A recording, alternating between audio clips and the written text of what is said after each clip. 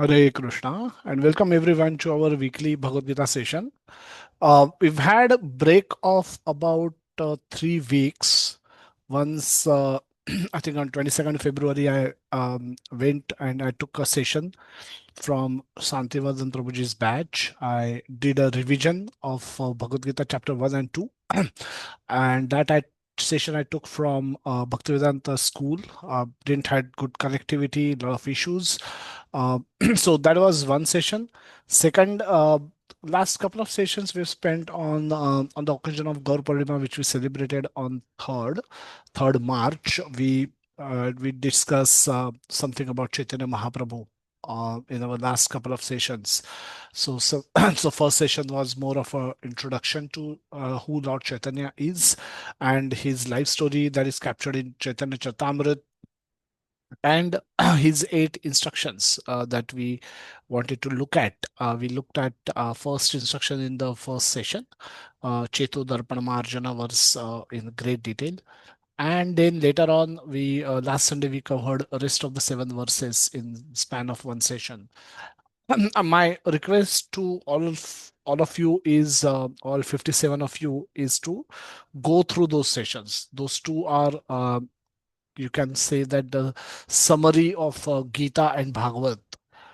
Those 8 instructions contain summary of Gita and what is there in Gita and Bhagavad all put together.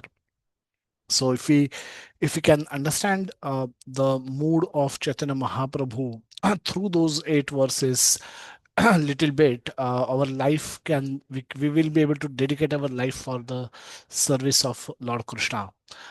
and and so that inspiration is what we miss in our life. We are driven by inspiration. We perform a lot of all our actions based on our inspiration, and we need inspiration, and we need to be on the lookout for that inspiration, and we should take inspiration wherever it is available to do right things. So 8 instructions by Chaitanya Mahaprabhu is that minefield of inspiration. You may be inspired by any one of those verses, all 8 verses, simple 8 verses, but extremely potent, extremely inspiring. So if you meditate on any of those verses and feel inspired, get inspired, you will be able to dedicate rest of the life for the service of Krishna. It's that potent. So my request to you all will be to go through those 2 sessions. I personally also myself go through those PPTs, those slides, those recordings, and get can derive deeper meanings than whatever we have spoken, whatever we have discussed. So it's never done. Okay, it's never done. So you can just go back to it and revise, and that is how you can we can progress in the path of bhakti. We have to do this the same things, but every time we do the same thing, apparently same things, we can go deeper into those things.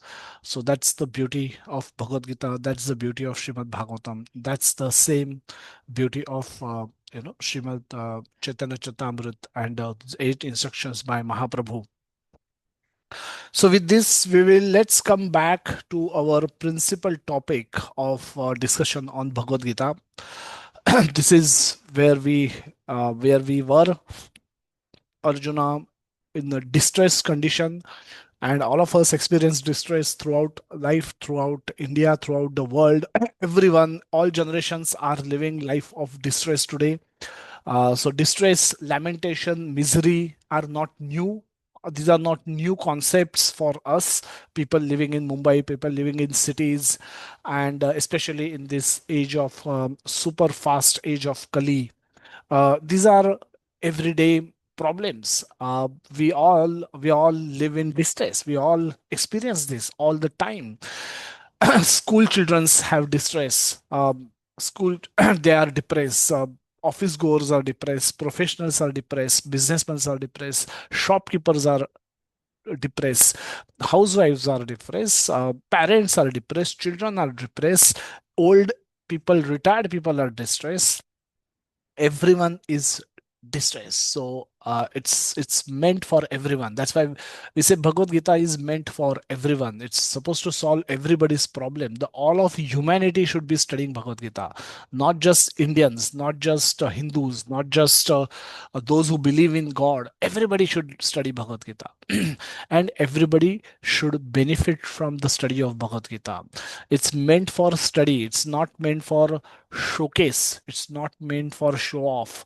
So it's one is supposed to study, get deeper understanding of Bhagavad Gita, and apply those concepts in our life so that our life can get transformed like this. What we see on the right hand side, where the yatra yatra yogeshwara Krishna, tat yatra partha dhanurdhara. The same Parth who had given up his Gandiv at the beginning of Bhagavad Gita has picked up his Gandiva, bow and arrow, and is now ready to fight. He's saying, Nashto moha smurtir labdhva त्वत्प्रसादन्मय Achyut स्थितोस्मि गत संदेह करिष्ये वचनम तव. This same Arjuna who was saying, no, you say iti Govindam. I will not fight. I cannot fight. I don't want to fight. I have no desire to fight. Now the same Arjuna is now saying, Sthitosmi gata sandeha karishe vachanam tava. I am now fixed in my determination. Gata sandeha. All my doubts have been dispelled by your instructions. And karishe vachanam tava. Whatever you will speak, I will do that. I am ready to serve you. So if you want me to kill my enemies, I'll kill them. If you want me to get out of this battlefield, I will do that. Whatever you say, that your will is my command. So, battlefield. Now, all of us experience battlefield in our day-to-day life. This is not again a new concept.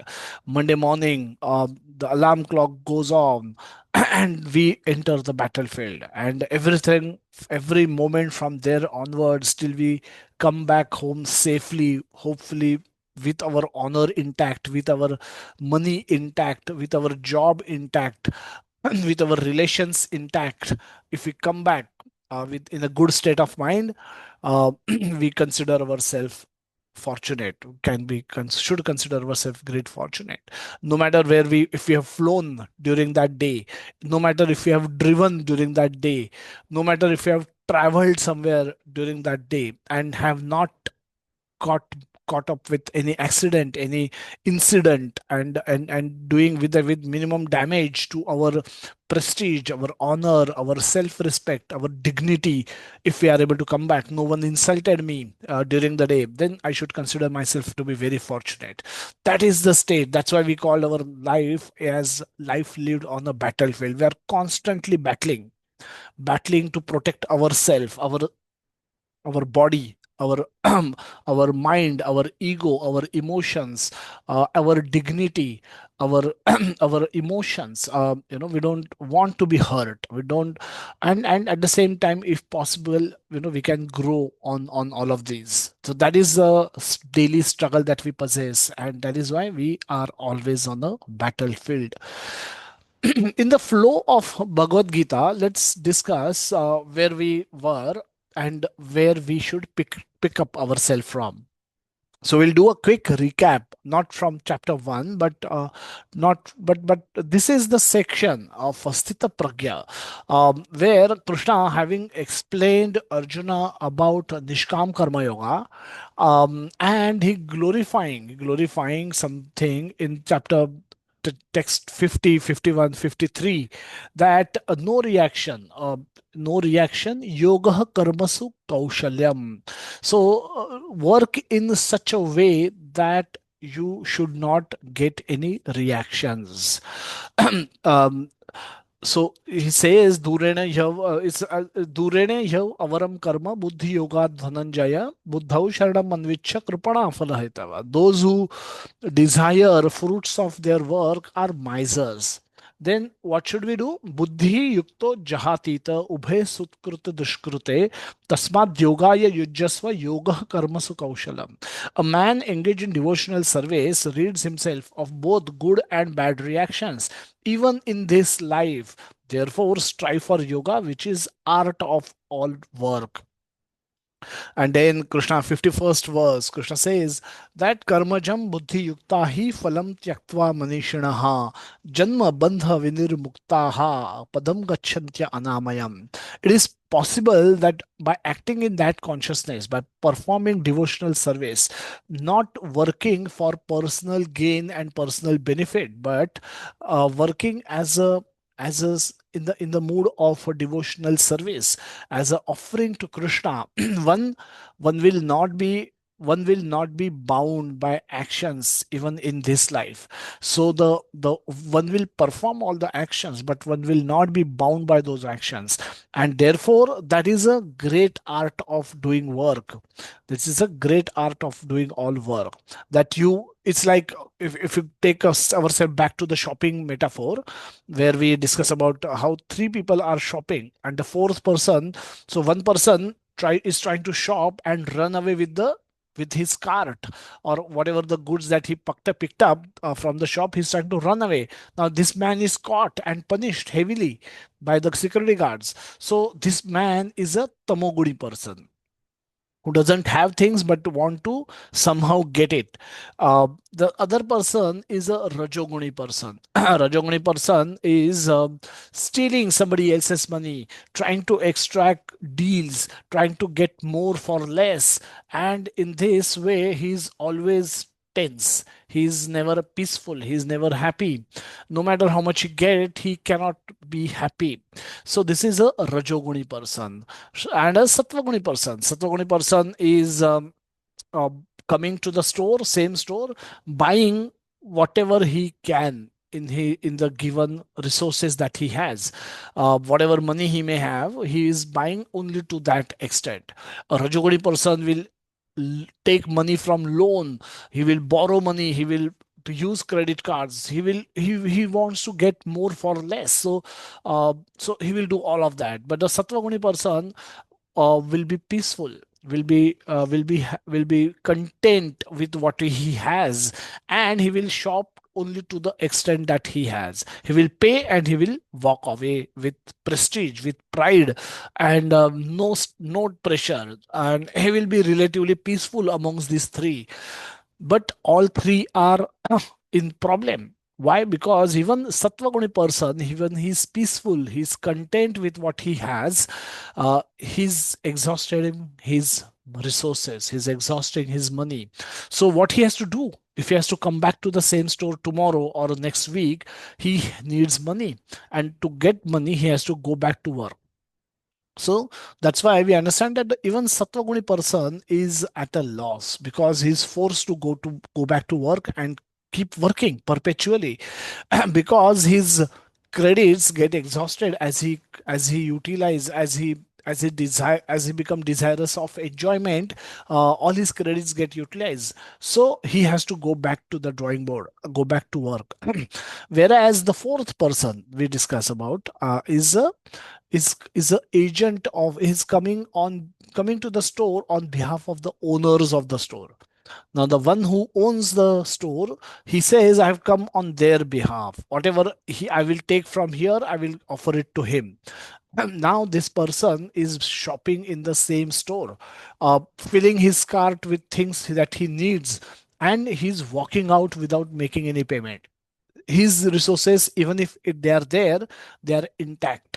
Why? Because now he's going to offer it to the owner of the store, who owns it, who controls it, to whom this all the goods in this store belongs to. So he's shopping on his behalf, and therefore there is no obligation for him to pay. So he walked away without payment, and therefore not he's keeping his credits intact, but at the same time he's not incurring new karmic reactions. So this is how no reaction, and this is the great art of doing work in this world. While working, if we can work like this, we will we will not finish our previous accrued credits, but at the same time we will not incur fresh karma, which will which will which will reduce our credits. So and thereby we can continue to live in this life, but at the same time we can become free from reactions of the work. So that's how Prabhupada explains, and Lord Krishna explains how one should act.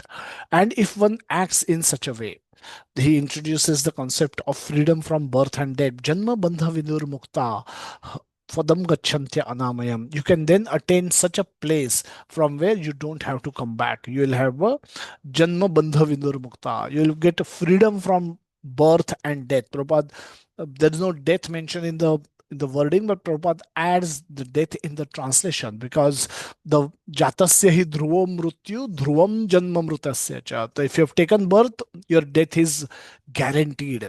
And hence, and that's the one, we are not so much worried of our birth. In fact, we celebrate birth in our families and friends, but death is not something that we celebrate. So death is something that we relate with more than birth. Birth just happens, but and without our knowledge, without our remembrance, we don't have a lot of remembrance of our birth, how we entered the womb of a mother, how we spent those 9 months in the womb, hanging upside down, how we were punished, how we were remembering all the sins that we did in our previous lives, how we were praying to Lord for escape, for helping us come out of this miserable condition, how we were bitten by various worms in the stool of in that bag, that bag in the stomach of our mother, and how we were praying continuously to Lord to give us freedom from this misery. And the moment we appeared, or we came out of that womb of our mother in the world, we forgot all of those things. So because of this, that the the transmission, the transition from womb to outside world was so drastic, was so dramatic, was so eventful, and was so that we so that whatever we suffered in the womb, it erases those memories. So we no longer remember those memories. We don't know no longer remember what we did on day zero, day one, year one also. We maximum we might have memories from the age 5, 6, or 10 onwards, as of today, as we speak. So Janma to us is something that we need to enjoy. That's what our understanding is. We don't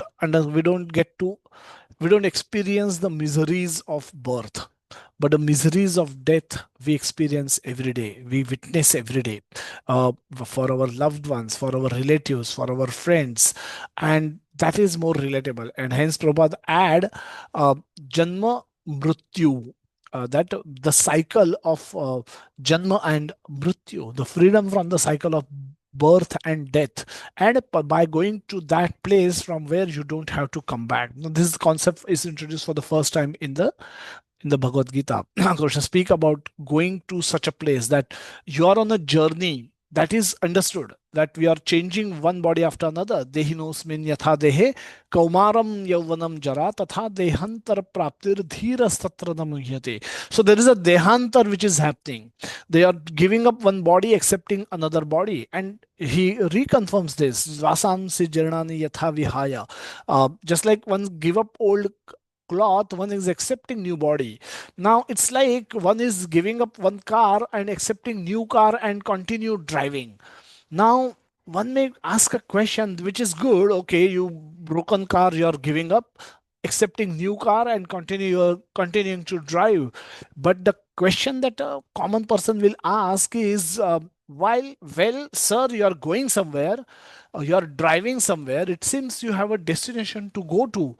Where are you going? Where are you going? Where do you want to go ultimately? Now that concept is not told. Aham brahmasmi does not tell us where this brahma should be situated. This brahman should be situated in the service of parabrahman. That is not, that is missed. Aham Brahmasmi otherwise is a great sentence. It tells us that I'm Brahman. I existed eternally. I existed in past. I exist today. I will continue to exist in future. I'm spirit soul. I'm Satchid Ananda. I'm a part and parcel of that supreme personality of Godhead. Now, when unless this linkage is established, this bare knowledge of we are Brahman or Aham Brahmasmi is useless. You should also know that I am part and parcel of that Parabrahma and I am supposed to love and serve that Parabrahma. So Padam Gachantya Anamayam, that place having reached, I don't have to then come back in this material world. And such a person is fixed in his consciousness, fixed in his intelligence. In the 53rd verse, um, Krishna says that Shruti श्रुति विप्रतिपन्नाते यदा स्थास्यसि निश्चला समाधव अचला बुद्धि तदा योगम अवाप्स्यसि.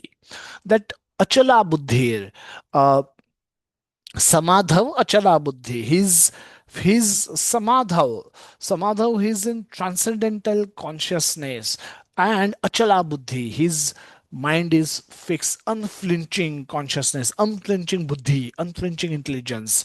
And now Arjuna is wondering how this is possible. How Krishna is explaining me. Now, the last time Krishna advised Arjuna to fight was in 2.38, where he says 37 and 38 consecutive verses. He says 37, Krishna says, uh, in the 2.37, he says, हतो वा प्राप्स्यसि स्वर्ग्यम जित्वा वा भोक्ष्यसे महिम तस्मात् उत्तिष्ठ कौन्तेय युद्धाय कृत निश्चय. Therefore you get up, O Arjuna, and fight. Even if you live, if you win, you will get kingdom. If you die, you will go to Swarga.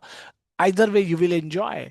And in the 38th verse, next immediately next verse, Krishna says that sukha dukh same krutva labha labho jaya jayo tato yuddhaya yujasva naivam papam avapsasi. That treat victory and loss equally, and labha labho, there's no gain, there is no loss. Don't think of all of this and fight for the sake of fighting. And when you act like in that consciousness, you will not incur sin.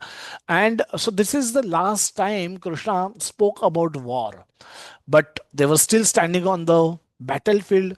So now Arjuna is also forgotten. He's saying this is 2.51. Krishna wants me to attain that place from where I don't have to come back.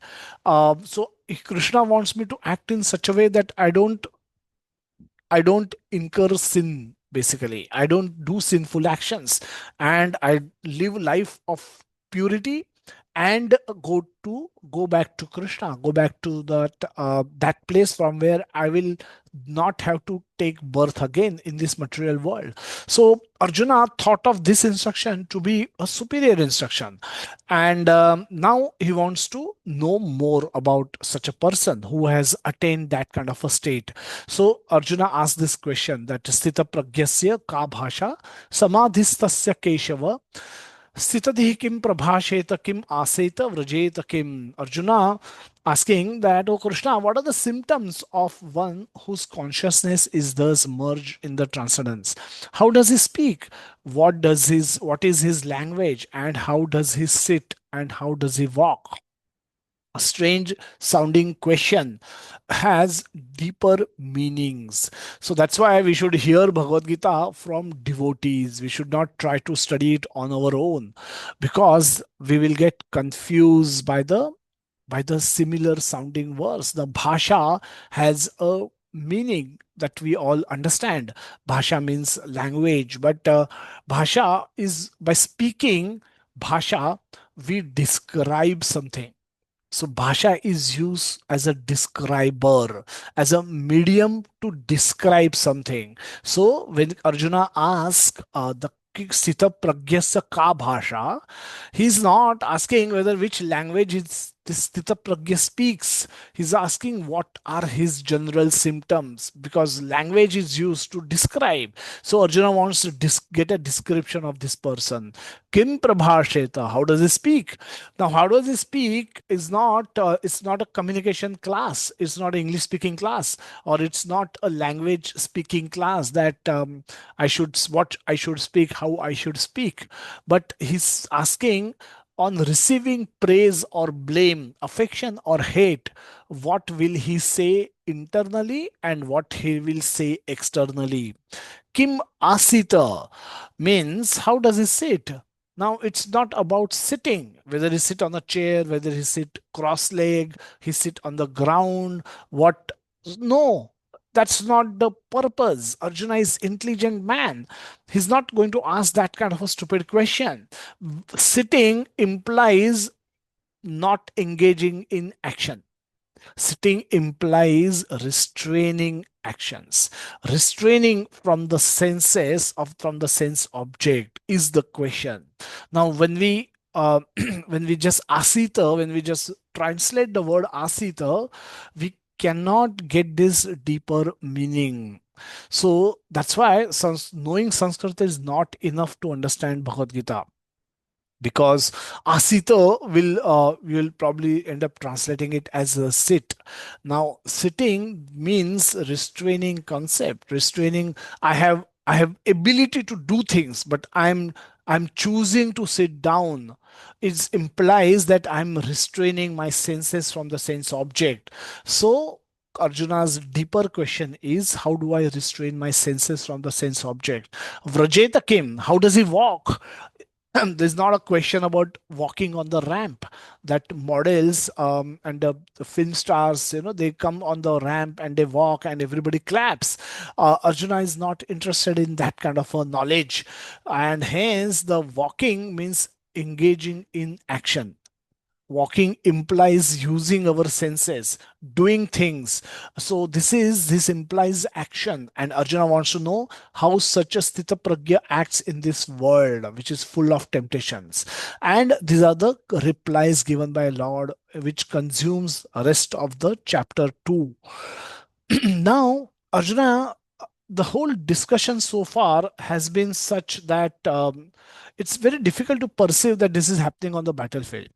This kind of a discussion can happen probably in a philosophical class under a nice air conditioned room, in a very nice air conditioned room where everyone has had nice breakfast or nice lunch prasad, and they are accumulating, sitting in their respective chairs and talking about all of these things. Now this does not seems to be like a dialogue happening on the battlefield. Very unlikely. Doesn't seems like that.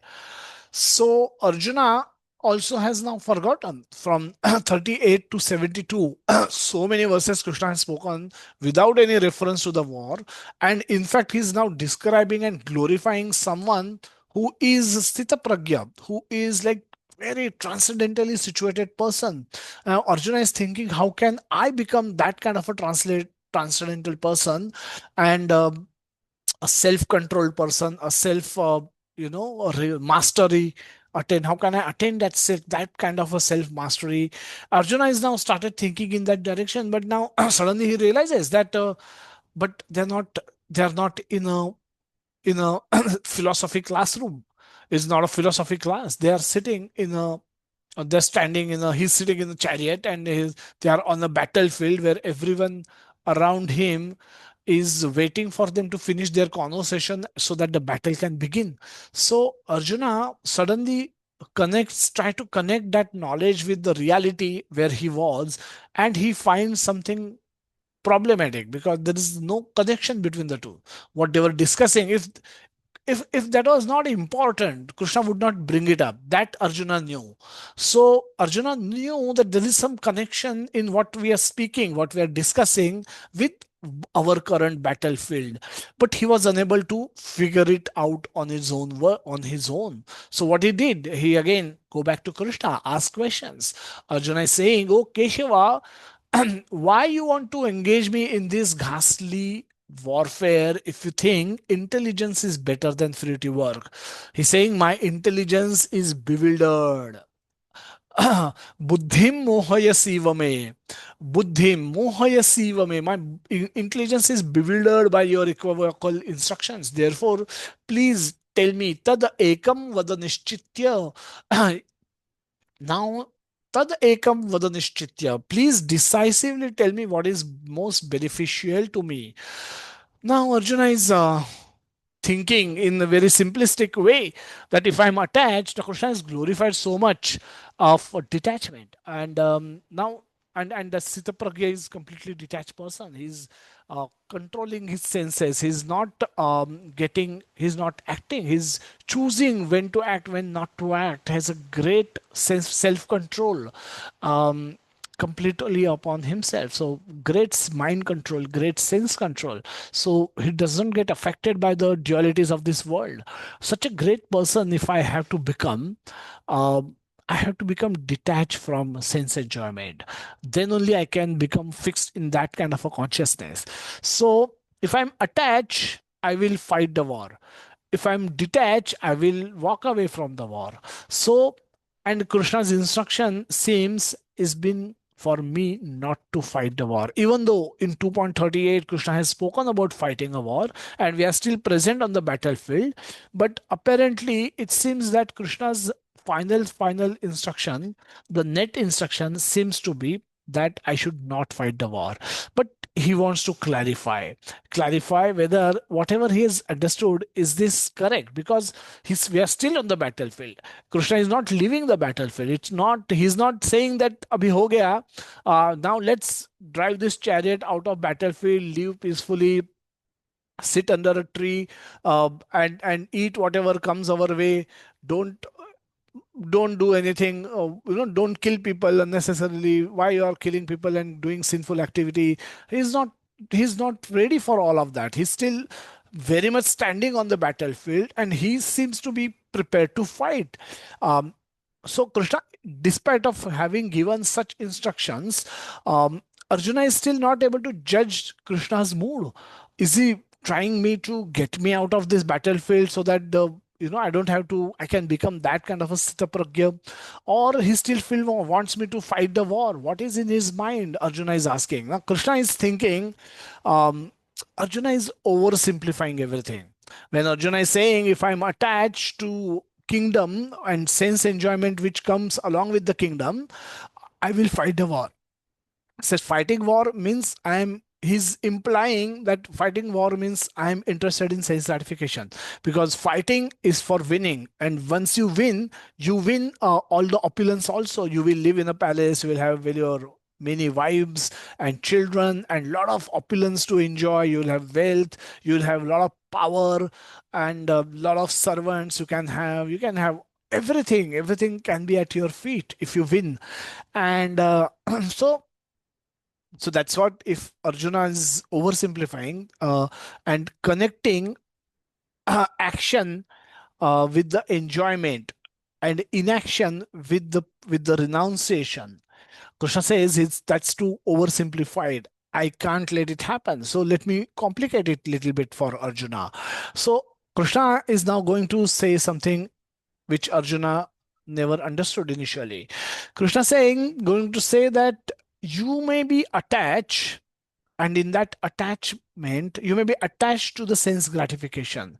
You may have desires for enjoyment, various things, uh, and with those desires you may act in this world. You may act in order to get those desired sense object for your enjoyment. And you can be attached to those sense enjoyment, but outwardly you may renounce. You may show to the world that, oh, I'm renounced, but internally you have desire for enjoyment.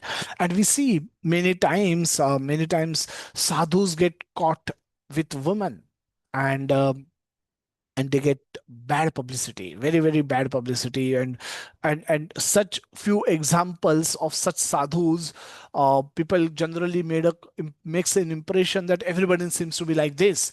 uh, so in a way, it's harmful. It's not true. Everyone logically understand it, but we people quickly conclude that everyone probably must be like this. So those who are those people? They are externally renounced, externally wearing saffron, externally talking like a sadhu, but internally they are still having desires for enjoyment. And the moment they get opportunity, because once you become a sadhu, you will get a lot of honor, a lot of respect, a lot of facility in India at least, and you will enjoy those facilities without performing sadhana, without following the rules and regulations of becoming a sadhu. And the moment you get opportunity, you try to enjoy, and sometimes you will get caught. And so the attachment, people may act directly. Now these people are honest. They're saying that yes, I want sense enjoyment, and therefore I want to act in order to get my sense enjoyment. So they are like they're working hard, earning money, and to the extent they have resources, facilities, they are trying to enjoy, but they're acting in this world for enjoyment. And there are people who try to renounce outwardly, but internally they have desire for enjoyment. Krishna refers to them as mithyachari and vimudhatva, foolish souls, and pretenders. Very, very harsh words Krishna use for such people. So this is one state. Krishna says things are slightly complicated. You can be detached from sense enjoyment. um, Now Krishna says, okay, Arjuna is now listening. Okay, if you can be detached, you're not interested in sense enjoyment. However, in that, despite of being detached to the sense pleasures, you may still seems to be acting in this material world. And with that detached mood, sometimes you can renounce also. So detachment does not automatically means renunciation. It can also sometimes means action. Now uh, we heard about many examples from the scriptures where Prahlad Maharaj was not interested in ruling kingdom, but but Narasimha Dev is asking him repeatedly, "No, you must rule." Dhruva Maharaj is not interested in having a kingdom, but Lord explains him, "No, no, it's important for you to rule." Priyavrata Maharaj does not want to become king after Swayambhavanu's retirement. He said, "I have brothers, other brothers, make them king. I'm fine. I don't know. I'm not interested. I want to do bhajan." But Narad Muni comes and Brahmaji comes and everyone convinces him, "No, you must become king." Now these people are detached, but they are acting. They are acting to do their duty. And in that consciousness, they act sometimes, and sometimes they renounce. Like Narad Muni never got into Grahastha ashram. Four Kumaras never got married. Sukhdev Goswami was not interested in household affairs. So from the word go, they were detached and they were renounced. So both are possible. You may act sometimes if it is required as a matter of duty. You may act, though inside your heart, you are not attached to the sense enjoyment. Yudhishthir Maharaj apparently was living in a palace, but and seems to be all the Pandavas they were enjoying, seems outwardly seeing, they were enjoying the facilities of the palace, but inside their heart they were always meditating on Krishna. The moment Yudhishthir Maharaj got to know Krishna has left this planet, Krishna, their beloved Lord Krishna, is no more in this world. He's concluded his pastime and has gone back to the spiritual world. Um, he simply he simply made arrangements for Parikshit to become king and walked out of palace, walked out of his. Not that he was old, not that his his eye he was not able to see through his eyes each, or his all his body was perfectly working, but his heart was with Krishna. And the moment he got to know that Krishna is no more, has concluded this pastime, he simply walked out of his palace. Now, even though apparently he was acting in the material world, he was always renounced at his heart. So with the detached mood, also sometimes you will act, sometimes you will renounce. So now, external dais and internal consciousness. Krishna saying that not merely by abstaining from work one can attain freedom from reactions, and by nor by renunciation alone one can attain perfection. One who restrains the senses of action but whose mind dwells on the sense object certainly deludes himself and is called pretender. On the other hand, if a sincere person tries to control the active senses by the mind and begins karma yoga in Krishna consciousness without attachment, he is far superior. So change of external dress, that is possible. We may it's possible for us to become devotee, wear a devotee dress in 1,000 rupees. We can buy one dhoti, one kurta, and one tilak, and look like a devotee. But change of internal consciousness, that takes time. This is 10-minute job. This is 10 years job. 10 years of sadhana also may not be enough for us to change our internal consciousness. Cheto darpana marjana can happen quickly for a very sincere soul, can take time for a lazy soul who is also chanting and also indulging in worldly activities, worldly sense pleasure activities. Now, if you want to, if there's a big log of wood, if you want to burn that, you have to protect it from getting wet. If it keeps getting wet, and if you try to lit fire to that log of wood, it will create a lot of smoke. Why? Because it will become very difficult. Because if it is wet, if it has water in it, it it will be impossible for us to burn it. But but we and so it's like one is trying to burn at the same time pouring water on it. Means one is trying to clean one's own mirror of mind, at the same time throwing dirt on that mirror by indulging in wrong activities. So this is number one, is the best scenario, best case scenario. One has changed the external dress and has also witnessed change in the internal consciousness. This is stitosmi gata sandeha karishye vachanam tava state, where Arjuna is saying that kind of a state. Now this is a best case scenario. Not everyone can be today at this stage. So number two is a one level below this. So what is this? Here the change of external dress has happened. You already spent those 1,000 rupees and you're looking like a devotee. You're wearing a tilak, carrying a bead bag, chanting. And so there is a sincere effort to change internal consciousness. One is trying to prevent as much as possible from indulging into those wrong activities, which can which can throw dirt back on that mirror, which can make our mind polluted. So we are trying to protect our mind, our consciousness, from getting polluted. At the same time we are trying to clean it. So it's like burning the wood example. You are lighting fire to the wood, at the same time you are protecting it from water, uh, so that the wood actually gets burned. So you're so you're not you're doing you're following do's and don'ts of Krishna consciousness in simple words. So you're chanting Hare Krishna Mahamantra, you're eating prasad, you're reading scriptures, you're associating with devotees. And what you're not doing illicit sexual activity, you're not doing meat eating, you're not doing other intoxicant, you're not consuming other intoxications, and you're not gambling.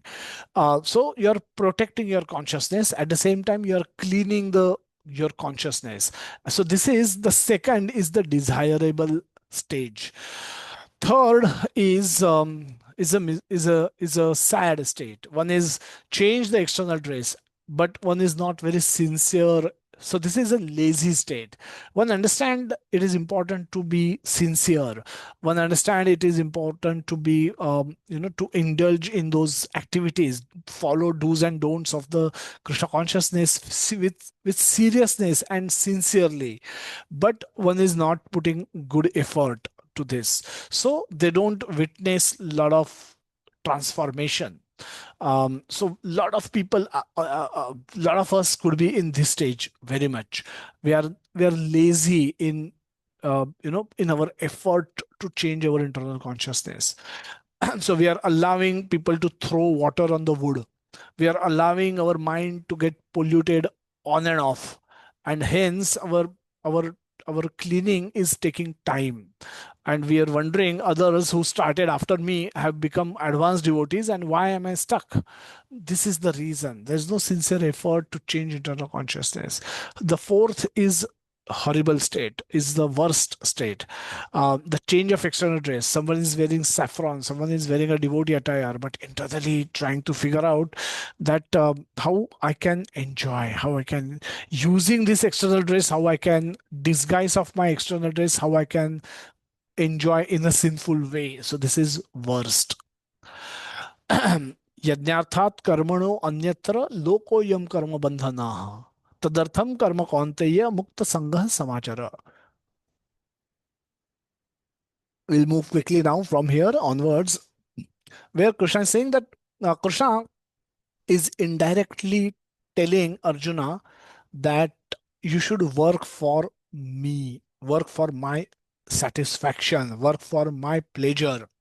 All your activities should be for my pleasure.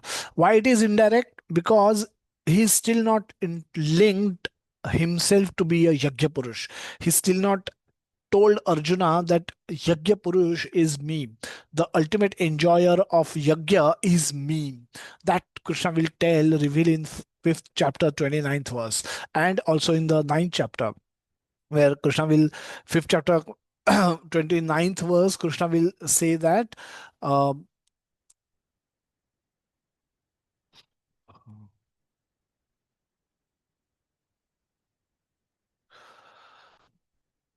भोक्तार भोक्ताराम भोक्तार अहम यज्ञ तपसा भोक्तार अहम यज्ञ तपसा सर्वलोक महेश्वर सुहृदम सर्वभूतानाम ज्ञात्वा माम शांति मृच्छति.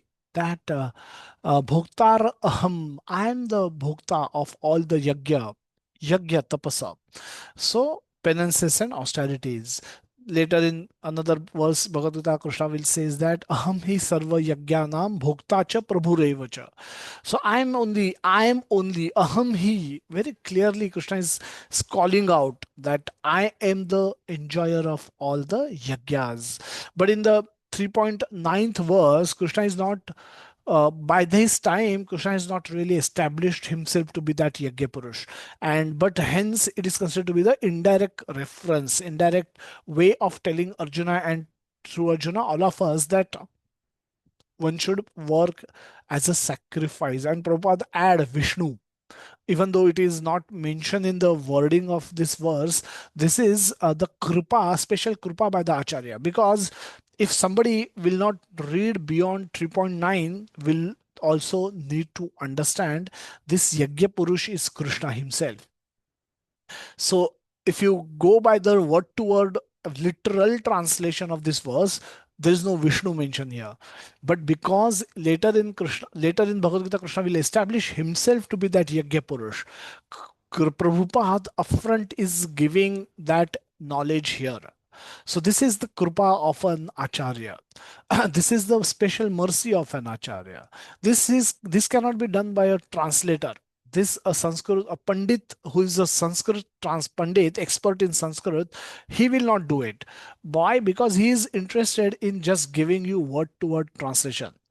He is not interested in later how Krishna is going to conclude that he is that Yajna Purush. And therefore, I should upfront inform the users not to think of Yajna Purush to be somebody else. That Yajna is means Krishna. so so Prabhupada upfront tell that even if somebody leaves Bhagavad Gita, or hearing Bhagavad Gita or reading Bhagavad Gita at 3.9, but when they read Prabhupada Bhagavad Gita, they know that Yajna Purush is Krishna himself. And hence, work should be done as a sacrifice for Krishna, as an offering to Krishna. Otherwise, this work will cause bondage in this material world. Therefore, O son of Kunti, perform your prescribed duties for his satisfaction. And in that way, you will always remain free from bondage. So, that his satisfaction is Krishna's satisfaction. Therefore, Krishna, one of the name of Krishna is Govinda. Rishikesha. So all of these means that his satisfaction is supreme, and we should all try to give him pleasure. And in that process, we will get pleasure. Without offering pleasure to Krishna, we cannot get pleasure. So this is what has to be done. Now, this is indirect reference. Later in 3.30, Krishna will make a direct instruction that everything should be done as a sacrifice to me, yeah, as an offering to me. In the but here in the flow of Bhagavad Gita, now Krishna, the sacrifice is something that Krishna will now expand. That he has already spoken about the yajna, and this importance of yajna sacrifice is what he will explain in the rest of the section of this 3.10, where Krishna is saying that he sent a Lord of all creatures, that is Krishna himself, sent for the generations of men and demigod along with sacrifices for Vishnu, and blessed them by saying, be thou happy by this yajna sacrifice, because it's by its performance, uh, that its performance will bestow upon you everything desirable for living happily and achieving liberation. Living happily and achieving liberation. Living happily and achieving liberation. Living happily and achieving liberation. I'm not forgotten my next sentence, but this is important for us to remember that living happily is not the only goal of life. Living happily and attaining liberation. If we miss on the second part, our our we will have to come back in this material world. This liberation is attaining Krishna, and unless we do that, we will have wasted our human form of life just by living happily, trying to live happily in this world. We will never be able to live happily in this world, because if we don't follow the performance of sacrifice, then there is no hope for us to live happily also in this world. We are unhappy today because we have stopped performing sacrifices. Yajnas have been stopped, and therefore, so you can be, by performance of yajna alone, you can be happy to whatever extent, but at least you can have hope to have some happiness when you perform yajna. Attaining liberation is subsequent, but for living happily also, you depend on demigods. You depend on the satisfaction of those demigods. So this yajna is there, sacrifice has to be there. Yajna sacrifice, the offering should be made to this demigod, to the Supreme Lord Vishnu, or at least to his administrators, demigods. Why? Because we have 100% dependency on Lord for our survival. The demigods being pleased by sacrifices will please you, and thus by cooperation between men and demigods, prosperity will reign on all. 12, in charge of various necessities of life, the demigods being satisfied by the performance of yajna will supply all necessities to you. But he who enjoys such gift without offering them to the demigod in return is certainly a thief. If you come to my home and if you start accumulating everything and try take it out, uh, without my permission, you will be considered as a thief. If you come to my home or go to anybody's home, go to somebody's home and pick up things from there, valuable things, and without asking for permission from those owner of the home, or at least their servants, if you try to run away, you will be called a thief. And hence, uh, this offering or showing up, asking for permission to consume, is not a great act that we are doing. We are just trying to save ourselves from being called a thief. It's not a favor that we do to the demigods. Demigods are not the owners of the home. Krishna is the owner of that home. Demigods are his servants. And when you enter that place and try to take things and run away from there, those demigods are not going to become very happy with this action. So they will punish you. You will get punished. So it is it is obligatory on your part that when you go to somebody's home, you offer, you at least ask for permission from the owner of that home, which is Krishna, or at least his servants, that this is what I wish to consume. Can I do it? Please allow me. And then, with their permission, permission of the owner or permission of his servants, when we consume it, that is a proper process of living happily. In a very, very simplistic way, uh, this is why we are unhappy, because we have forgotten to ask permissions, either from, neither from the, we don't ask for permission, nor neither from the owner, which is Krishna, we don't, and nor from his servants, his demigods, and hence we get punished again and again from those demigods. They catch us, and then you will catch a thief and you will punish him. Is no is no surprise that why we get punished in the material world, because we are thief, we are chor hai hum. We are coming to this world. Nothing belongs to us. Nothing belongs to us. The drop of water is also owned by Krishna and controlled by Krishna with the help of his servants. So if you want water, you must offer it, ask for permission. Can I drink water? And with that permission only you should drink, or else you are considered to be a thief. Some can be a small thief, some can be a big thief, but nevertheless thief is a thief. Thief deserves punishment. Therefore those who do not offer it to Lord or his servants are, Krishna says, they are certainly a thief. Then what do devotees do? Devotees of the Lord are released from all kind of sins, because they eat food which is offered first to for first for sacrifice. Again, the word is yagya. Yagya shishtha asina santo muchante sarva kalbishay. Now this is, again, yagya is an indirect reference to Krishna himself. Aham hi sarva yagnanam bhokta cha prabhureva cha. So bhoktar aham yagya tapasa. So he is yagya. So we anybody who knows subsequent verses of Bhagavad Gita will know that Krishna is yagya. So we have to offer it to Krishna, and then only by Krishna's mercy, by Krishna's removal of sin from the food, we are able to eat food which is sin free, which is prasad, which is a food which can nourish my physical body, also my spirit soul. This can give me spiritual nourishment also. So this is what we are supposed to eat. And then Krishna explains the cycle of sacrifice. Then he says that Annad bhavati bhutani parjanyad anna sambhavaha yagyat bhavati parjanyo yagya karma samudbhava. So all living bodies subsist on food grains which are produced from rains. So anybody ask you where in Bhagavad Gita it is written that we should be vegetarian to the least.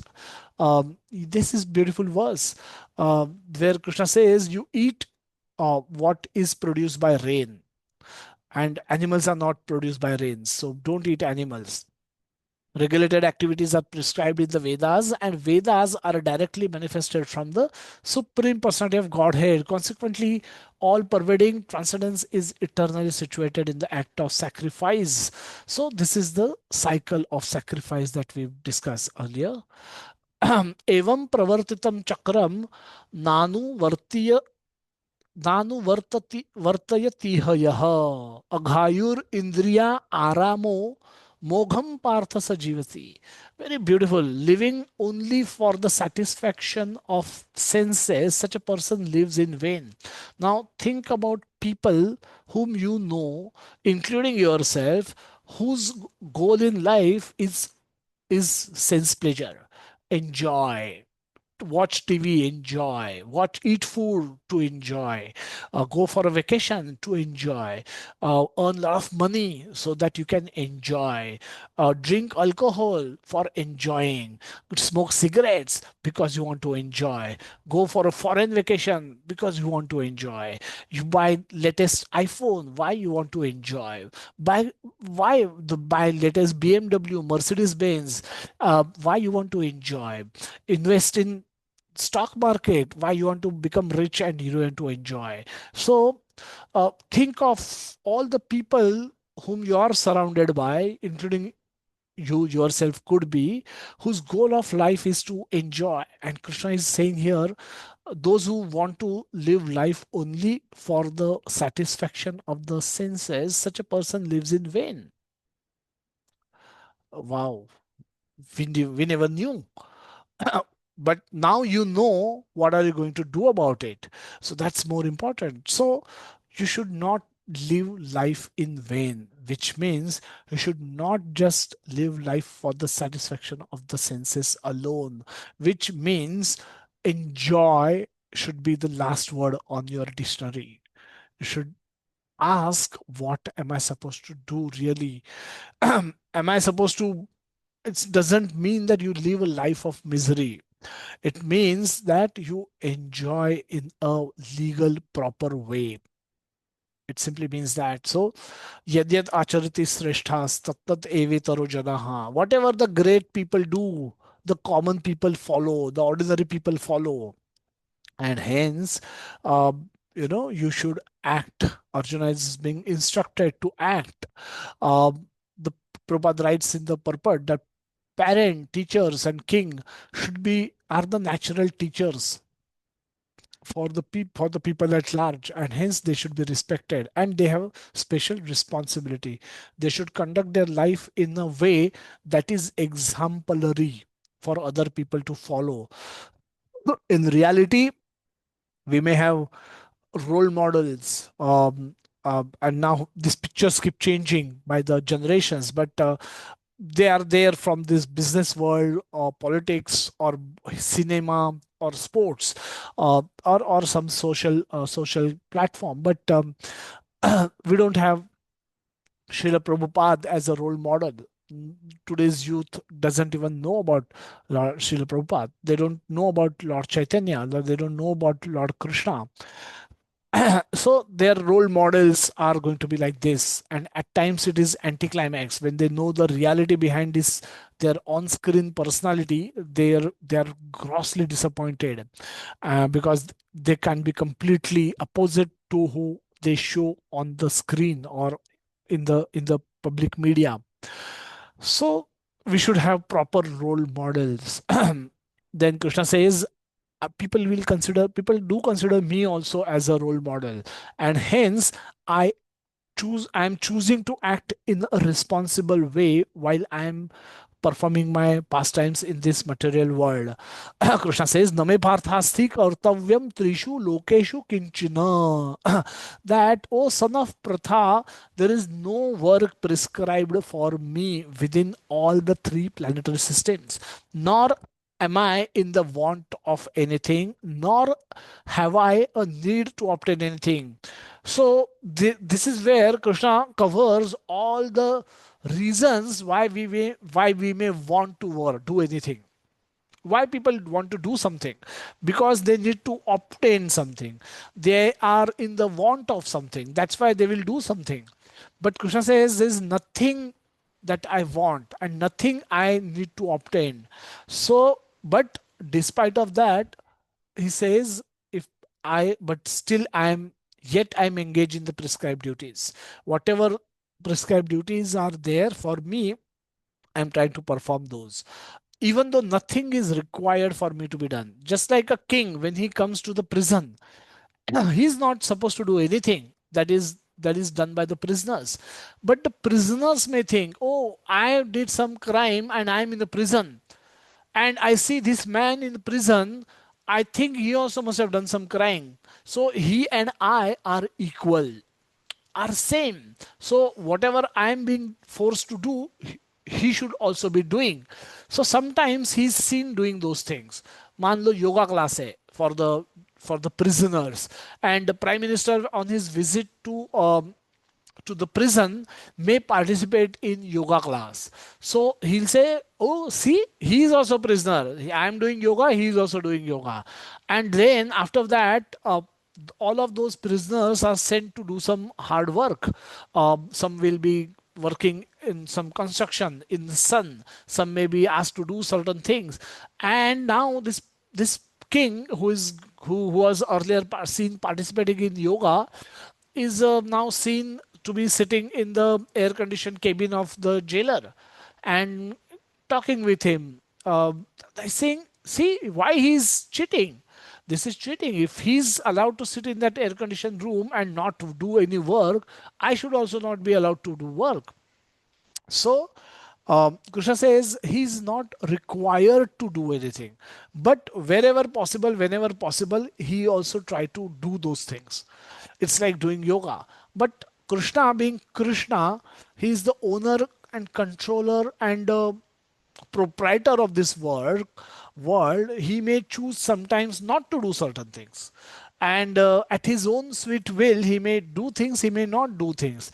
But here in this verse, Krishna says that he also tried to remain engaged in the performance of prescribed duties. So when he was king of Dwarka, he would enter into 16,108 palaces at the same time and takes care of household affairs to the extent that are required. Even though he doesn't have to do it, he was doing it. So Narad Muni beautifully describes that in some homes Krishna is the children are very small, so Krishna is playing with them. In some homes Krishna is seeking alliance for their children. Children are grown up, so he is trying to get those children married. In some places he's trying to pacify his queen, why he came late, why he could not. So the just like a grahastha act, Krishna also acted in Dwarka. He acted, and now also he was performing his prescribed duty. He promised Arjuna that I will do whatever you want me to do, and Arjuna told him to become his chariot driver, so he was not giving excuse.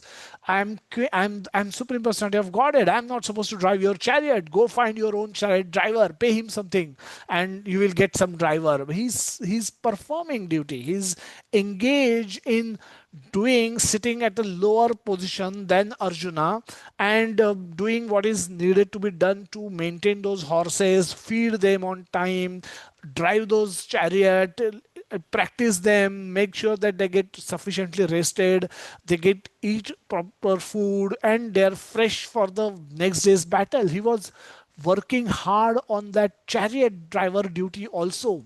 He was not relaxed. So why? Because if I ever failed in engaging carefully, performing prescribed duties of Partha, certainly all men would follow my path. Mama vartna ma anuvartante manushyaha partha sarvashaha. And then last we discussed this verse. Prakrute kriyamanani gunehe karmani sarvashaha ahankara vimudhatma karta aham iti manyate. The spirit soul bewildered, ahankar, because of the ahankar, vimudhatma, bewildered, the spirit soul think himself to be the doer of actions which are actually done by the modes of material nature. And we discuss about the modes of material nature. We discuss tattva vittu mahabaho gunakarma vibhagayaho guna guneshu vartanta iti matvana sajjate prakrute guna sammudha sajante gunakarmasu tan krutsna yeah tan kar tan krutsna sana vida mandan Tan Krishna Sanavido Mandan Krishna Vinna Vichalayet. That one who is in knowledge of the absolute truth. Now, this is why these two verses are important, because this is where Krishna is giving instruction by contrasting. That contrast, this is what Krishna will use in 31, 32 also. So the set of two verses where Krishna give, if you do this, this will happen. If you do this, this will happen. Two paths, two results. And that's how Krishna is explaining. So instruction by contrast. In the first 28th verse, Krishna is saying that one who is in knowledge of the absolute truth, O mighty arm, does not engage himself in the senses and the sense gratification, knowing well the difference between the work in devotion and work for creative result. Now you can think of the person who is shopping on behalf of the owner, Or and the second person who is shopping by paying shopping in sattva guna, but paying whatever, shopping to the extent he has money, not trying to steal, not trying to grab. So even though, even if you are in sattva guna, the person who is a devotee and his actions and your actions may seem similar, but there's a great difference between the two. And so Krishna is saying in the 28th verse, Krishna is saying that one who is in knowledge of the absolute truth. The Prabhupada will explain that aspect in the purport, which we will look at very shortly. He does not engage himself in the senses and the sense gratification, knowing well the difference between work in devotion and work for fruitive. So, senses does not engage himself in the senses and sense gratification. Now this is person who is in knowledge. So opposite to this, a person who is not in knowledge or who is ignorant, what will he do? He ignorant, he will fully engage themselves in the material activities and become attached by the wise, but the wise does not unsettle them, although these duties are inferior due to the performance lack of knowledge. The ignorant will be fully engaged themselves in the material activities and become attached. Prabhupada write in the purport of 28th verse that this verse describes the one who is in knowledge, and the second 29th verse describe the one who is in ignorance. Now 28th verse purport, Prabhupada says, the knower of the absolute truth is convinced. Now, when you say you are in knowledge, what do you mean by that? Prabhupada explains that knowledge means not that you have degrees of graduation, post graduation, PhD. No, no, you are not in knowledge unless you know tattva, that who you are and what is your position. Unless you know that, you cannot be considered to be in knowledge, no matter how many degrees you possess. You are in ignorance. You are a fool, number one. So Prabhupada writes in the purport that knower of the absolute truth is convinced of his awkward position in the material association. He knows that he is part and parcel of the Supreme Personality of Godhead Krishna, and that his position should not be in this material creation. You are an alien in this material world. A person who is in knowledge can understand this, that I am alien in this world. I don't have to look for aliens. I am only the alien. I am an outsider in this world. Everything here is matter, but I am spirit. I belong to the spiritual world. I belong to where my Lord Krishna resides. I belong to go there. I'm supposed to go there and remain engaged in his service rather than trying to become a mini Krishna in this material world, trying to enjoy the matter in this material world. So one who is in knowledge becomes aware of this awkward situation in the material association. He knows that he is part and parcel of the supreme lord, supreme personality of Godhead Krishna, and that his position should not be in the material world, which means his position should be in the correct position, should be in the spiritual world. Further, Prabhupada writes that he knows his real identity as part and parcel of the Supreme, who is eternal bliss and knowledge. And he realizes that somehow or other he is entrapped in this material conception of life. Somehow or other. We don't know when it began. Krishna says in 7 chapter 27th verse that Ichhadvesha samuthena dvandva mohena bharata. Because of Ichha and because of Dvesh towards Krishna, somehow or the other you fell into this material world. And from then onwards you are perpetually entrapped in the material conception of life. In this, but in the pure state of existence, he is meant to dovetail his, but once you come to know, now you all come to know, all 80 of you come to know of your awkward position. You know the reality now. Now, what is this is your pure state. Even though you are in the material world, but you are in the pure consciousness. Just by knowing this, you come to the pure consciousness. Just by remembering these two paragraphs, you are now in a pure state of existence. Is now when you are in this pure state of existence, you are. or he is meant to dovetail his activities in devotional service to the Supreme Personality of Godhead Krishna.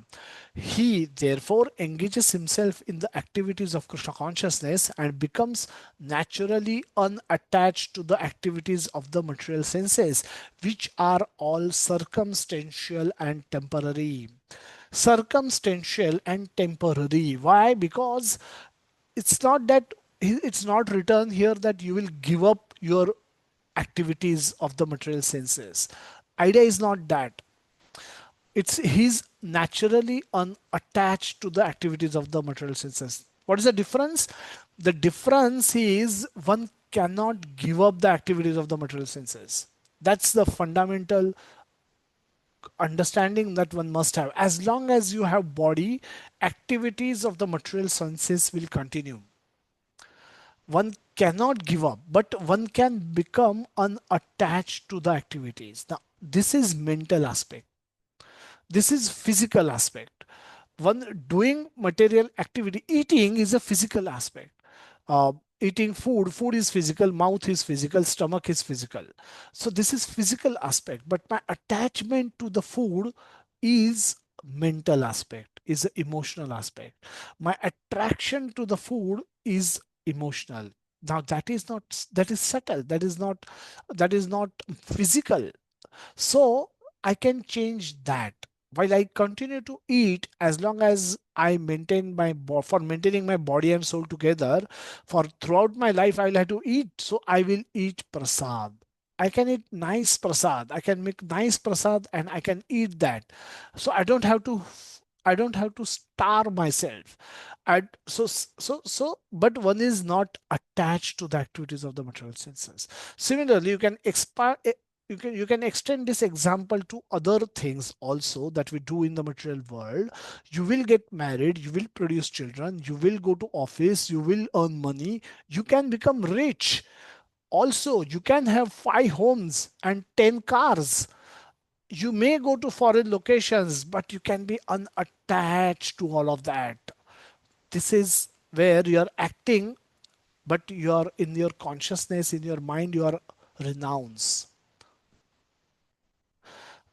Very beautiful concept. This one whole page is very, very important to follow, and this whole purport is very beautiful. Further, Prabhupada writes that he knows that this material condition of life is under supreme control of the Lord. Consequently, he is not disturbed by all kind of material reactions, which he considered to be the mercy of the Lord. Now, when you will act in the material world, even if you are unattached, you will get sometime praise, sometime insults, sometimes favorable, sometimes unfavorable. Sukha, dukha, apaman and apman sometimes, and praise sometimes. So all of these, they exist, they are part and parcel of the material activities. So sometimes you perform material activities, somebody will come and curse you, why you did this. Somebody may come and praise you, oh, I'm so happy you did this.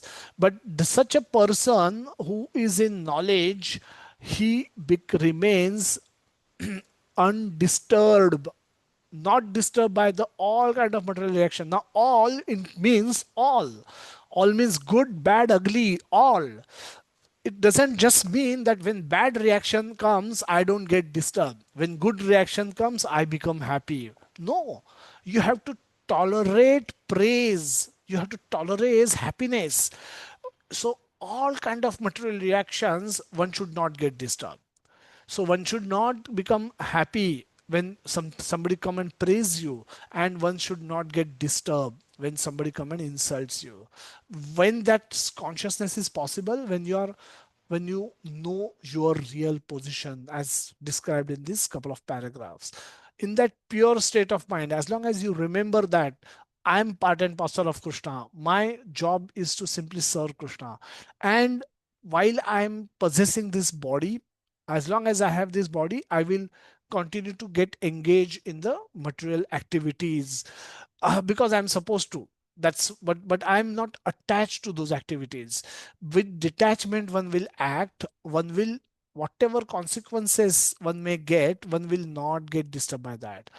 So very, very important for us, because today everyone is disturbed. Everyone, you book Ola and the driver cancel your ride, you get disturbed. You don't get promotion in job. 5 years I've been working hard and not getting promoted, you get disturbed. Others are getting 10% increment, I'm only given 5% increment, I am disturbed. I am disturbed by, I'm disturbed by the war happening in Middle East, where many of my relatives are locked up. I'm disturbed. Why there is a battle happening on the oil, which is produced by Lord, which is owned and controlled by Krishna? Uh, why, why? What is the need for us to have a battle for that, where every day bombs and missiles are being thrown? I am disturbed just by seeing those visuals. Even though I'm far away from that place, I am disturbed. So I can get disturbed. So, according to Srimad Bhagavatam, one who knows the absolute truth in the three different features, namely Brahman, Paramatma, and the Supreme Personality of Godhead, is called Tattvavit, for he knows also his factual position in the relationship of the Supreme. So, Aham Brahmasmi is not enough. I should also know that I am servant of that Parabrahma, and then I have to act in with detachment in this material world. So I will do my job with detachment. I will take care of my family, but I will have detachment. I will I can own a lot of money. I can be a millionaire, but I can be detached to the money. I can be, so similarly, I can have children. I can be detached to those children. So the whole point is, if you remember the first part of this purport, you will be able to practice detachment with that knowledge. Artificial detachment is not expected. One should not artificially try to become detached and become irresponsible. That is not what is intended. One should still do what one is supposed to do. That's what Krishna's whole purport has been. So in the 29th verse, another beautiful purport, Prabhupada writes, persons who are unknowledgeable. Now the 29th verse discuss the other kind of people, those who are in ignorance. Now Prabhupada talks about those persons who are ignorant or unknowledgeable, falsely identify with gross material consciousness and are full of material designations. This body is a gift of material nature. Now you can imagine whatever we discuss in terms of 28 verse, opposite of that is true for 29th.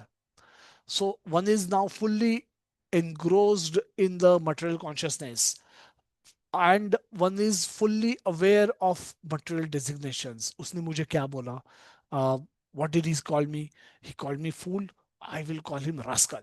And so one is full with material designations. I am the master. I am the king. I am the father. I am the karta. I am husband. I am son. I am this. I am that. I am general manager. I am chief financial officer. I am chief technology officer. I am CEO of so and so company. I take get so much pride in showcasing my designation.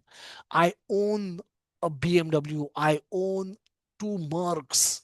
I own 5 homes in Bombay. Do you know how much wealthy I might be? So I take designations. One get attached to the material designation. Prabhupada writes, this body is a gift of material nature, and one who is too much attached to the bodily consciousness is called manda, or a lazy person, without understanding of the spirit soul. Ignorant men think of the body as the self.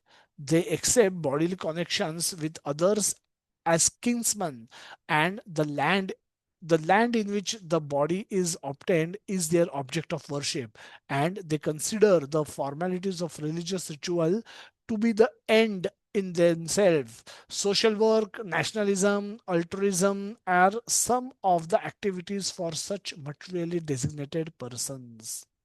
Under the spell of such designations, they are always busy in the material field. For them, spiritual realization is a myth, and so they are not interested.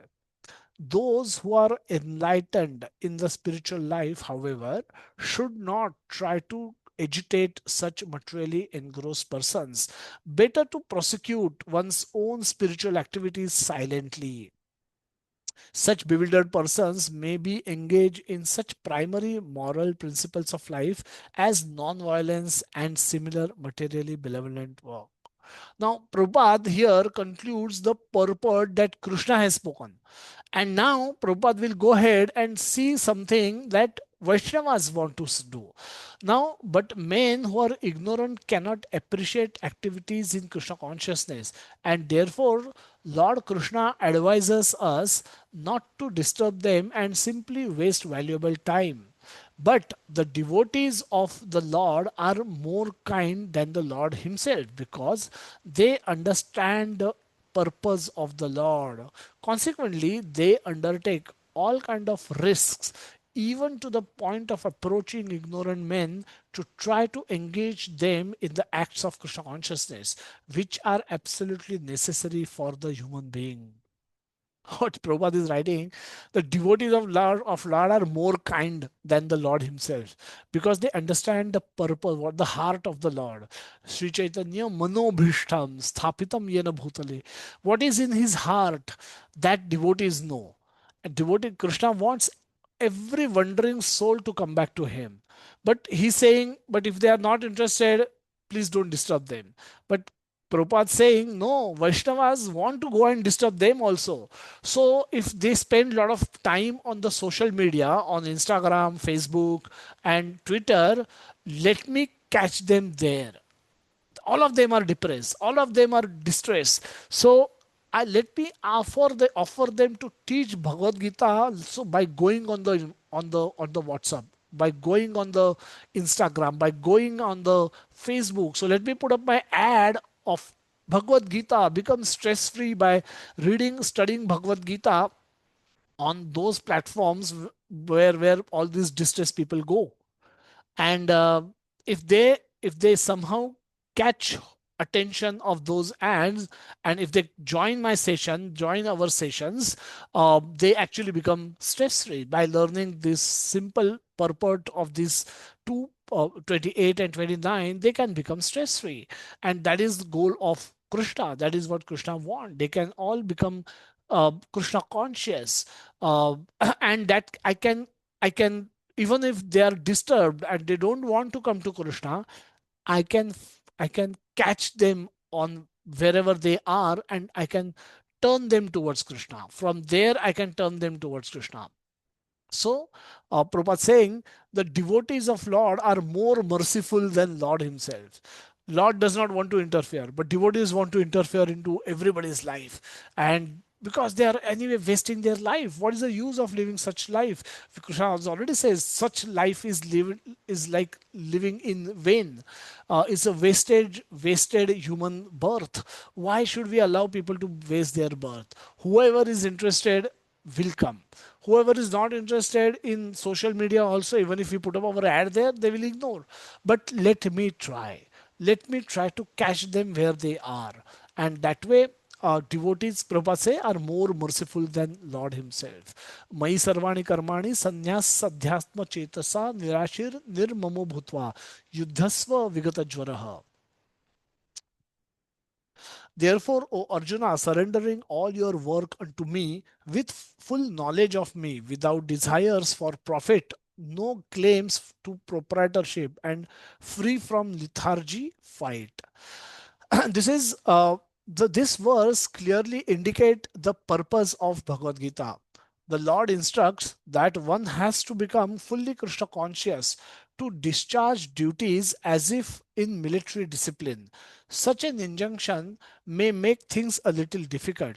Nevertheless, duties must be carried out with dependence on Krishna because that is the constitutional position of the living entity. The living entity cannot be happy independent of the cooperation of the Supreme Lord because the eternal constitutional position of the living entity is to become subordinate to the desire of the Lord. Arjuna was therefore ordered by Sri Krishna to fight as if the Lord were his military commander. One has to sacrifice everything for the goodwill of the Supreme Lord and at the same time discharge prescribed duties without claiming proprietorship. The Supreme Lord is the soul of all souls. Therefore, one who depends solely on and wholly on the Supreme Lord without personal consideration, or in other words, one who is fully Krishna conscious, is called Adhyatma Chetasa. Nirashir means that one who has to act on the order of the master but should not expect furtive results. There is no asha. Nirashir means the one who is ready to act without any expectation. No personal ahetuki kind of, or no personal motive. No desires for personal gains. No, so one is one who has to act on the order of the master but should not expect any furtive results. And Prabhat gave beautiful example. The cashier may count millions of dollars for his employer, but he does not claim a cent for himself. Similarly, one has to realize that nothing in the world belongs to any individual person, but that everything belongs to the Supreme Lord.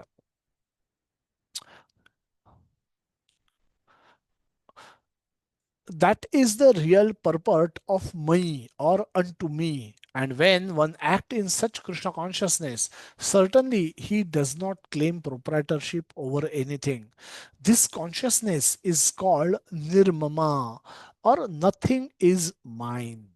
And if there is any reluctance to execute such a stern order, which is without consideration of so-called kinsman of in this bodily relationship, that reluctance should be thrown off. In this way, one may become vigata jwara, or without feverish mentality or lethargy.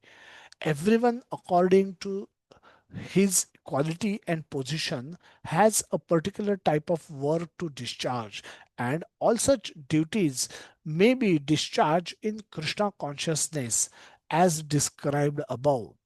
That will lead one to the path of liberation. So, very beautiful word, very beautiful verse, and beautiful purport. Mai Sarvani. Now, 3.30 is where we heard that Krishna will bring out his personal aspect. That Mai Sarvani Karmani Sanyas Adhyatma Chetasaha. That Mai Sarvani Karmani, that all surrender all your work unto me with full knowledge of me, not otherwise. You should know completely who am I and why you want to do this without any desire for profit, nirashir, and without any claim for proprietorship, nirmamo, nirashir, nirmamo, uh, and without lethargy, fight. Now, this is after 3.2.38. This is the first time Krishna has made a reference to the fighting. So he's saying, you still have to fight the war. The purport is not to become renounced and avoid doing your duty. Uh, Even if it's uncomfortable, you still need to do your duty. So, fighting is your duty. So, you may find it uncomfortable. Nevertheless, you must remain engaged in that duty by offering that work unto me with full knowledge of me. Now, this is very important. Um, Offering your all your activities work unto me with full knowledge of me, without any desire for profit and without any claim for proprietorship. And Prabhupada explains that how the whole world belongs to Krishna. So nothing is ours uh, except for our free will. Uh, Nothing really is ours.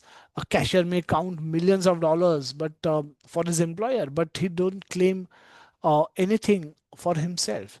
Whatever he gets from the employer. He's not allowed to take it from there. So world does not belong to any individual person, but Everything belongs to the Supreme Lord. When you have that mentality, when you have that consciousness, then that is called Krishna consciousness. Does not claim any proprietorship over anything. Nirmama, that nothing is mine, nothing is mine. And that's true. It's not, one is not realizing that this aspect. And when we don't realize this aspect, this is what happens. I'll not do a group discussion on this, but we'll quickly summarize this pastime. These two boys were sons of Kuvera. Kuvera is the richest person. He's the owner of the uh, he's the treasurer of the demigods, and owner of all the wealth and the riches. And his sons were very the devotees of Lord Shiva, and they were enjoying with woman and wine, um, in the lakes of near Kailasha when Narad Muni arrived. The moment Narad Muni arrived on the scene, the other women, they become very fearful and they covered their bodies with clothes. But these two were so much drunk. Nalakuvera and Manigriva, they were so much drunk, they couldn't understand the importance of personality of like Narad Muni coming in front of them, and they continued to remain as is condition in front of him, naked, drinking alcohol. And then Narad Muni gives them his mercy. He said, you are now he's basically describing, this is that what he's thinking, why about his thinking about why they have got to such a condition. What is it that has made them so much arrogant, so much rascals? How could they have become so much rascal? They are all sons of Kuvera. They are all devotees of Lord Diva. What is in it that has caused them to become like this, so much unmatta, like a mad elephant? Like, so why they are like? And then Narad Muni is contemplating, and then he's thinking, while living, one may be proud of one's body, thinking oneself a very big man, a minister, a president, or even demigod. But whatever one may be, after death of this body, will turn either into worms, into stool, or into ashes.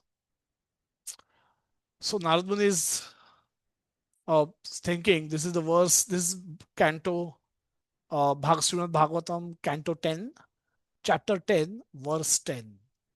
And these are the contemplation of Narad Muni.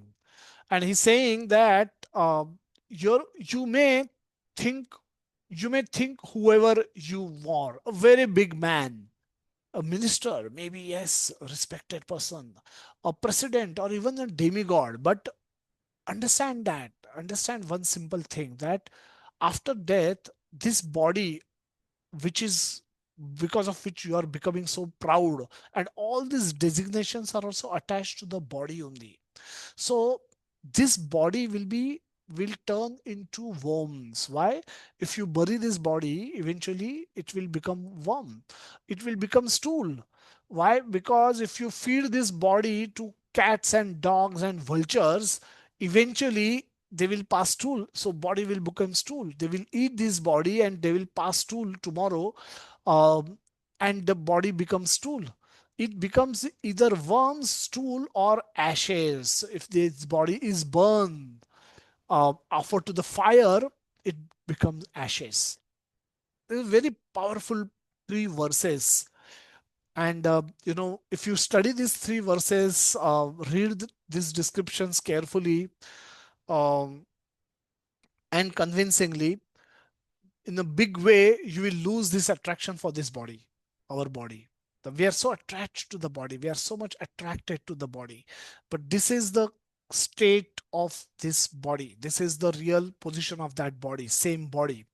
And Narad Muni means no words. He's blunt like anything. And And that is how it's like a hitting hammer into our head and making us wake up. You know, we we wake up by our alarm clocks, but imagine somebody tries to wake you up by hitting your head with a big hammer. This is what Narad Muni is capable of doing. So our romance with our body should end after this reading these beautiful translations of the 10th canto, 10th chapter verses from Narad Muni.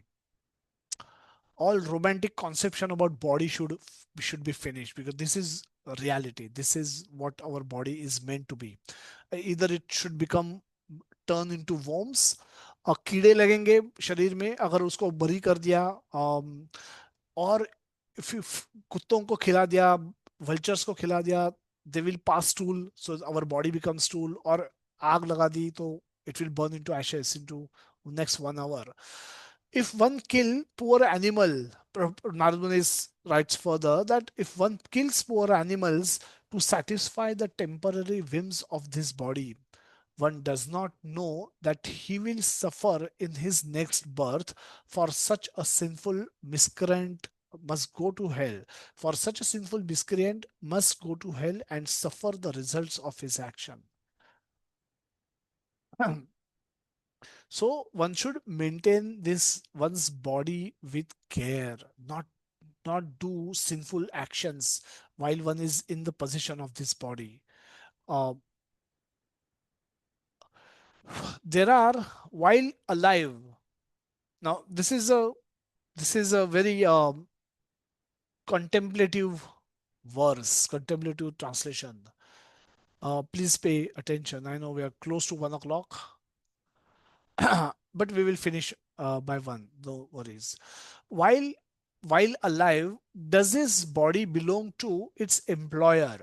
You know, all of you might be working, and your employer order your body to come and go, come here, do this, do that, come at 9 o'clock, go at 6 o'clock, sometimes take your work home, work from home, or work, sit late in office and lay work until 10 o'clock. So does this body, whom does this body belong to? Does it belong to my employer? Does it belong to me myself? I'm allowed to do whatever I want with my body. I want to finish my body. Let me commit suicide. I want to enjoy. Let me enjoy. Does this body belongs to me? Does this body belong to my father? Because of his semen, this body has come into existence, or the mother, or the mother's father, because of my mother's father, my mother could come into existence, and because of my mother's womb, I could come into existence. So does my mother own my body? Does it belong to the person who takes it away by force? Yamadutas will, but people will take away this body by force. Does it belong to them? To the slave master who purchase it, or the sons who burn it in the fire? After my death, my son will, elder son will come and burn my body, offer my body to the fire. Or, so does this body belong to my sons? You know, am I supposed to um be this body is servant of my sons? Am I supposed to spend rest of my life serving my sons, who, because they one day when I will leave this body, they will offer this body to the fire? Because of that obligation that they will perform, and some other day in future, should I be attached to the sons? Should I be serving my sons perpetually? If this body is not burned, does it belong to the dogs who eat it? Among the many possible claimants, who is the rightful claimant? Not to ascertain this, but instead to maintain the body by sinful activities is not good. So one should ascertain who is the rightful claim owner of my body. Instead of doing this, if one remains busy maintaining this body by performing sinful activities, Krishna says this is not good. Narad Muni is saying that is not very good, not very smart thing to do. In the 12th verse, last verse, we'll see.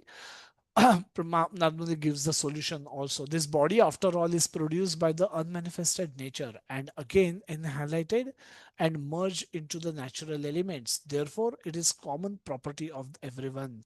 Under the circumstances, who but a rascal claimed this property as his own and while maintaining it commits such sinful activities as killing animals just to satisfy his whims.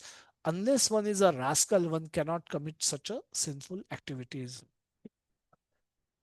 So in this way, Krishna says Narada says it's manifested nature, and nature we know.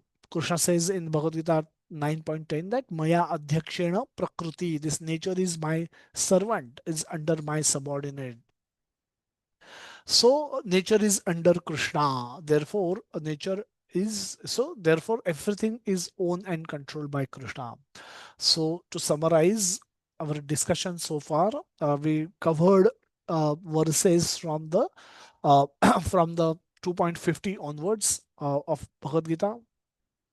We discuss about the Nishkam Karma Yoga and action in Krishna consciousness, where where one becomes aware of one's own position and one's own relationship with the supreme, and in that becoming fixed in that consciousness, then one is not disturbed by the dualities of the world. In the dualities of the world means world will have sukha and dukkha, praise and insult, gain and loss, happiness and distress. All of these will come one after another, but one is not disturbed by this.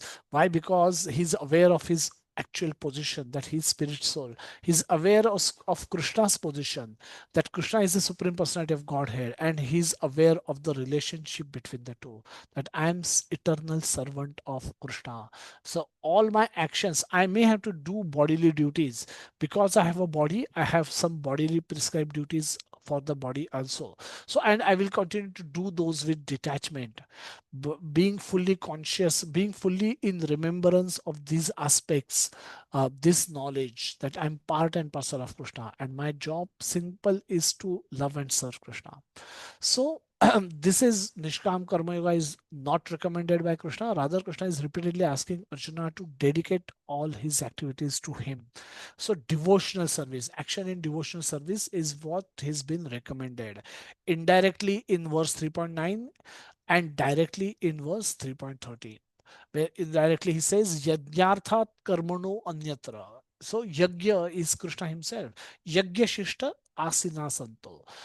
But that yajna is Krishna himself. That will be revealed in the later chapters of Bhagavad Gita. But in the 3.30, Mai, Krishna brings out personal aspect bluntly, and from here onwards, so Krishna is asking Arjuna to actually dedicate all his activities to him, and um,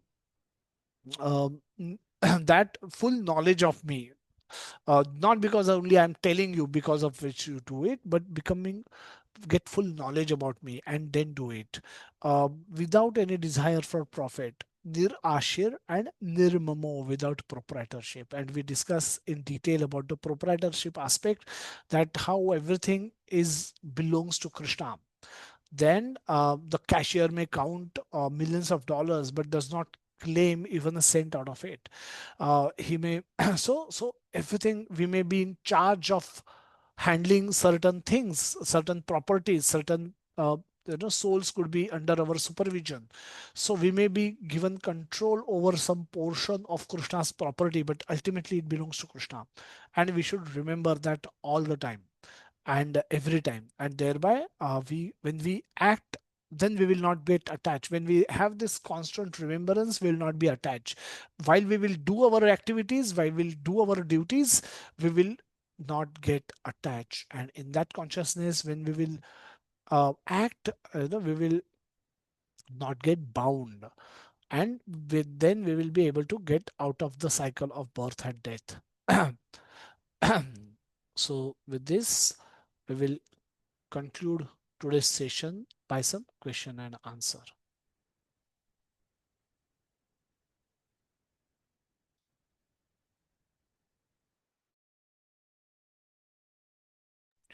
I know it was a longish session, but hopefully the revisions are helpful sometimes, and also the subsequent portion about the ownership aspect. Hopefully that would have been helpful. So if there are no questions, we can conclude today's session. We'll continue with our journey of systematic study of Bhagavad Gita from on next Sunday as well. Please do join, and please do send any questions that you might have to me on the WhatsApp, and we can try to discuss. Thank you, everyone. Have a great week ahead. Hare Krishna. Shri Jagannath Baldev Subhadra माई की जय, श्रील प्रभुपाद की जय, निताय गौर प्रेमानंदे, हरि बोल हरि बोल हरि हरि बोल. Hare Krishna to all devotees. हरे कृष्णा हरे प्रभु जी, कृष्णा प्रभु जी, प्रणाम। दंडवत प्रणाम। हरे कृष्ण प्रभु जी, हरे दंड प्रणाम कृष्णा प्रभु जी। प्रभु हरे जी, कृष्ण प्रभु जी। दंडवत प्रणाम। हरे कृष्ण प्रभु जी, हरे कृष्ण प्रभु जी। प्रभु जी दंडवत। हरे कृष्णा प्रभु जी, दंडवत प्रणाम प्रभु जी। हरे कृष्ण प्रभु जी दंडवत प्रणाम। हरे कृष्ण प्रभु जी दंडवत प्रणाम।